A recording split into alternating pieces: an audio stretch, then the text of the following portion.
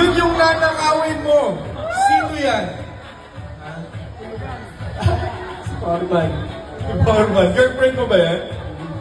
Hindi pa. Magpapanakaw ka ba? Oo. Congrats! Siguro, pera kasi wala ako eh. Pera, okay. Pera daw ang nanakawin ni number 1. How about you, number 2? Kasi tabi ko, pero gusto ko nakawin tax kasi balik sa taong bayan. Yun! Yung tax yung gusto niyang nakawin. Oh, how about nanakawan ko yung mga magnanakaw rin na korap? Ayan. Yung tao mismo yung nanakawin niya. Nanakawan mo. Or how about you?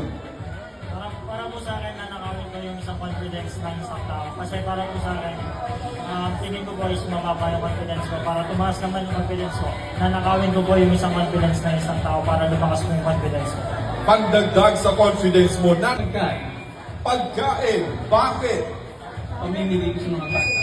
Pamimigay mo sa mga bata.